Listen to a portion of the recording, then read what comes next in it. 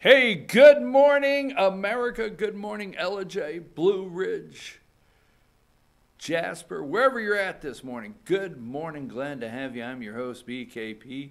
We are North Georgia's only live online morning show. And this is the way to get in touch with us. We're going to have a 2-hour discussion today. And if you'd like to get in at any time or give your opinion of any of our topics, you can text me, 706-889-9700. It is right here, folks. We keep an eye on it. Also, chief@fetchernews.com. You can send us email, and there's all the social media ways you can follow us. Now, that phone number also is our 24-hour news tip line, and you can send me messages. Hey, what about being on the show one day? You would like to get in the conversation, or you would like to call in and talk to us? Text us, let us know what you want to talk about, and we'll see if our producer can get you on the show. Glad to have you. Now, last night, yes, let's go right to number 9 there, Josh. This is Dabo Swinney, right? Dabo Swinney, that's his name. Now, let me say this, the national champions, all right? We're going to take a couple minutes on this because there's a couple ways to look at this. The media tries to set up winners and losers. I know you're taken back by that. They try to set up winners and losers. They try to paint the picture, okay, before anybody puts any paint on the canvas. They try to do all of that. And what they also try to do is they try to create an illusion of character. Now, this is what I want to start with. This is the national champions, 15-0. 15-0, all right? Dabo Swinney there, former Alabama player himself, took out Nick Saban, took out Tua, all right? Took out all of the critics, okay? The bookies, whatever it may be. Now, your host here, I have never wavered. Now, Josh knows this. Even from before the top 4 were picked, I went Clemson national championship. I've always got tape on it, okay? I've always got the tape that we can go back. I went Clemson all the way. I did not change. Now, what does the win last night? Now, all of the noise out there on social media, the noise in the media, the talking heads. What does the win over Alabama, which beat Oklahoma, which Oklahoma beat Texas, which Texas beat Georgia? Whoa. What does the win of Clemson say about the game against Notre Dame? What's it say? Just say it. See, Notre Dame's not supposed to be there, and there was no competition for Clemson, and we'll see when they get up against Alabama, and Alabama brings a real can of whoop-ass, which the whoop-ass can was opened on the opposite sideline. And we had that amazing young man, number 3 or whatever, Tua or whatever from Alabama. See, I have nothing against the players, Nick Saban. We're not going to go down that road. But see, they build these teams up with all this great character. You know, when you watch the Super Bowl in a couple weeks, don't forget there was a time when Kaepernick played in the Super Bowl, and before the Super Bowl game, they had that interview with him, and they were building his character up. What a modest young man, nice young man, and his background. See, they build the character. And they did not have to do that with Clemson. At no time did they have to paint a picture of character of that man right there, all right, Dabo Swinney and the Clemson Tigers and the entire organization. The media did not have to try to create an illusion of the character that team has. And ESPN and everybody out there tried to paint that picture for Alabama and Nick Saban, which we all know, Nick Saban and Alabama, not a bunch of angels over there, okay? But anyhow, those are the national champions, 15-0. Last night stayed up to the end. Now, the great thing that I enjoy is, let's go to number 7 there, Josh. Let's go to number 7. these two guys right here, okay, Trevor Lawrence and number 8, is it Justin Ross? These two guys are going to be, 16 is going to be throwing to number 8. Trevor Lawrence, a true freshman. First time since 1985, a true freshman. 19 years old, number 16. Okay? Overcome Alabama. They knew that this kid was ready to step into the NFL and pass up. And a lot of people say I'm crazy. Pass up college. Okay? That's what has been written about this kid. 19 years old, first time since 1985, a true freshman. And the Clemson defense, amazing, okay? Amazing defense. You guys were great. The whole entire team. It took the whole entire team to win this one. Defense, offense, amazing defense. Just shut Alabama down, all right? But number 16 never looked at, feel the pressure, never looked rattled. The announcers were never saying at any time with number 16, but he's 19 and, this is his first time out here today and he's probably got to shake a little of those. Look at that first pass. Sorry about that. Look at that first pass. Number 16 there, look at the first pass. His nerves are a little shaky and never had to say that about the kid. Number 8, Justin Ross, freshman. 16-8. Now there's several other receivers in play, but that could be happening 2 more years. Now they asked Trevor Lawrence, number 16, last night how many years he would wanted to win the national championship. He said 3 more years. That has got everybody buzzing because there's talk of him coming out, just playing 2 more years at Clemson and then coming out for the draft. But at least 2 more years. The 16 is going to be throwing to number 8 right there, Trevor Lawrence. And I want to give you a couple more picks here. Let's go with number 8. Number 8, look at that. Look at that rope that kid throws. Number 16, Trevor Lawrence.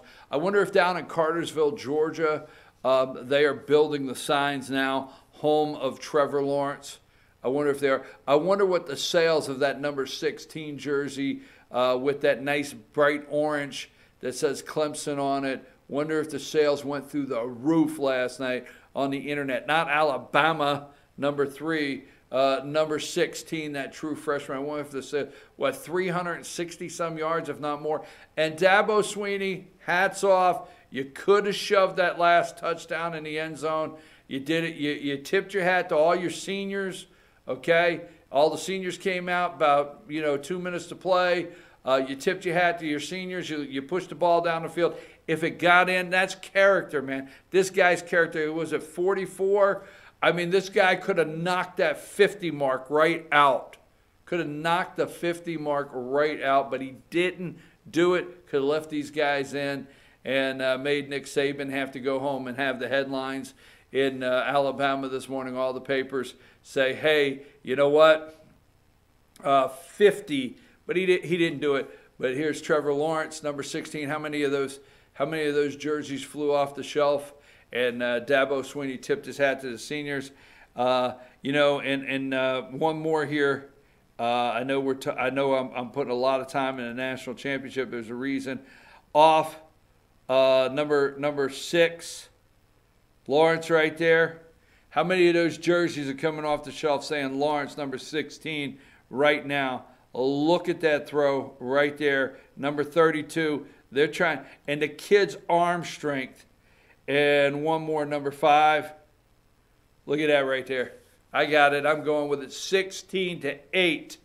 16-8 there for 2 more years. Justin Ross.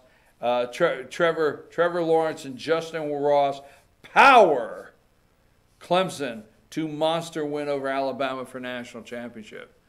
Now, everybody I spoke to, okay, who do you want to win the national?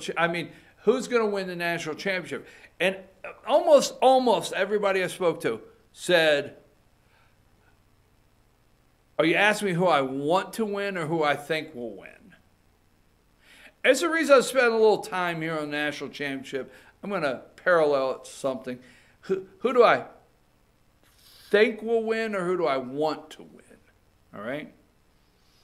And I would hear, I want Clemson, but I really think Alabama will win. Okay. I want Clemson, but I think Alabama will win. All right? Now, over and over, last night people were shocked, just absolutely shocked, because the media painted this whole picture about Alabama, this whole picture of Nick Saban, okay? This whole picture was set up last night. Now, I'm going to say, out of every 10 people asked, unless you're from Clemson, Clemson fan, and you're wearing the orange, but you take the orange out of it, I'm going to say 7 out of 10 people that did not have a tie to Clemson football like UGA fans, 7 out of 10 went with Alabama. I'm going to say 7 out of 10 picked Alabama. Only 3 picked Clemson. I would be one of those 3. All right? And I was clear, direct. I never wavered. That's how I am, all right? I never wavered on this decision here. Clemson's going to win, period. Boom, all right? So, hey, watch Clemson throughout the year. Watch them with Notre Dame. I didn't think Notre Dame was shabby at all. I thought that was a good football team. And I just listened to all the argument. Notre Dame shouldn't be in it. You know what was going around? I like the Notre Dame was going around, it was going around the internet, what should be in a bowl and shouldn't be in a bowl. Lucky Charms should be in a bowl, Notre Dame should not. I mean, I read all those, right? So what's this say about Notre Dame playing Clemson in the top 4? So many people got all this wrong, all right? The national championship, totally wrong. And had it painted, and the picture was painted, and who would win. They told you who would win before the game started. They had it wrong. Clemson won. The character came through. The truth came through. The team came through 15-0, not since 18, like it's been 100 years, since a team is a 15-0 national championship team. All right? Dabo Swinney. So, the media, the sports media painted Alabama the winner, highlighted Alabama the winner. 7 out of 10 people highlighted Alabama as the winner. Clemson is the winner this morning. They cleared it up. They settled the score, and it's done. Now, before I move on to what parallels I'm making, as silly as they may sound, the media does what they do no matter if you're watching a sporting event, no matter what happens. The one reason I'm going to come clean on this, the one reason I really enjoy watching Clemson football is, as I've told many of my friends and many of you out there in our area in North Georgia, you've had the opportunity, many of you have had the opportunity to watch, okay? Many of you have had the opportunity to watch Trevor Lawrence play at Cartersville. Now, last night, I don't know about the Cartersville Stadium, folks, okay? I just want to check, see if any of my text messages pertain to some things that I need to know, okay? Last night, they were talking about Cartersville, Georgia. Number 16, let's go back to any picture with Trevor Lawrence. I don't know what number it is. Just pick anyone with this kid. True freshman right there, 19 years old. He was a starter. He started in Cartersville, okay, for the Cartersville Hurricanes, all right, as a freshman there. True freshman, starting quarterback, Cartersville Hurricanes. Started all 4 years of his high school career. Now, I'm going to say Cartersville Stadium may hold 10,000. I could be off, but it may, even with the visitors, I don't know, may hold 10,000. I watched him play in Cartersville. I'm positive it was in Cartersville 3 times. I watched this young man play in his high school career. It was amazing. I was on the sideline, not up in the stands. I was down on the sidelines. I watched watched this kid roll out to the right, watched him play. But the point is I'm going to guess there's not many games in his career in high school that he even touched 10,000. No matter what you say, this kid never touched. I mean, the Cartersville, even a state championship, Cartersville Hurricanes, I don't know if they put 7,000 in the stands. I'm not for sure on Friday night. But I'm telling you, this kid's probably averaged 5,000 to 10,000 tops to me in his high school career watching him play football. And most of those bigger crowds were probably during the playoffs or something, okay, or when they traveled. So that being said, this kid went to the national stage,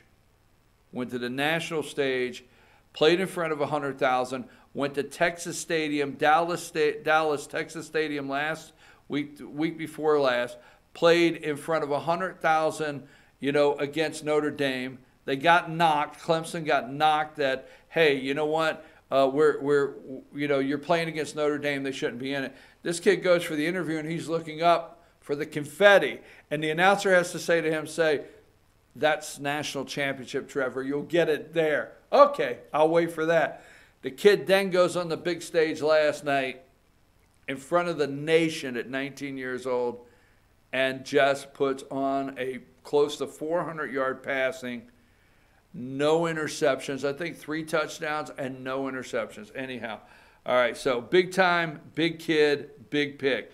The media created an illusion. They did not pick 7 out of 10. I predict that Donald Trump will be the winner in the government shutdown. And I don't want to take the two subjects and put them together. So I'm going to take a brief break. Hats off to Trevor Lawrence. Hats off to you guys down there in Cartersville, Georgia. Whether you're Georgia fans, Georgia Tech, Georgia Southern, if you are in Georgia today, you need to be excited. You need to put your colors down. Be excited. This kid from Georgia. I want to know, Josh, I was asking you later, and you brought something up. I don't want to say the words, but you said, hey, it wouldn't be that bad. But I wonder which NFL team, tell me which NFL team will lay down, do you believe it happens, will lay down their entire season the year that kid comes out in the draft. The two, you negotiate for 2 picks, 16 and 8. Those are both true freshmen. Both of those kids, true freshmen. Number 8, what's his name again, Josh? Justin Ross. Yeah, Justin Ross. True freshman to true freshman. Okay? So who will lay down their NFL season to get that number 1 pick? And don't tell me that somebody won't do it, or don't tell me that NFL, how many NFL, not scouts, that's over. The scout, you don't need scouts. How many NFL front offices today are figuring out how do you negotiate, and you think I'm crazy that it's not happening. Oh, that's not happening. That's premature. Let me tell you something. The NFL, there's teams in the NFL trying to figure out, okay, he's coming out in this draft and this year. We need him to come out this year, and we could probably negotiate to get that top pick. Really? Okay, I'm your host, BKP. I don't want to associate too much of the sports here with the government shutdown, but we're going to come back, and we're going to talk about the government shutdown. The president wants prime time. We'll get to it. I know I had to talk football this morning, okay? The president wants prime time, airtime. I'm trying to get past the football. But, Josh, I think Nick Saban was hoping that they would preempt the game about third quarter last night and just let the president have his speech. President Donald Trump is going to speak to the nation. I think it's at 9 o'clock Eastern. I don't know. He's going to speak to the nation from the Oval Office concerning the crisis on the southern border that we do have, okay, regardless of what lies the media is telling you. We do have a crisis there. We have a crisis in this country. As our country collapses, why they surround us with the burden of $150 billion a year in cost that we can no longer sustain is a crisis, not the Democrats, but it is a crisis. That being said, tonight at 9 o'clock, the President of the United States is going to address the American people from the Oval Office, and guess what? Nick Saban saying, why didn't you do that last night, like third quarter, so people couldn't see this happen? I'm your host, BKP. We'll be right back.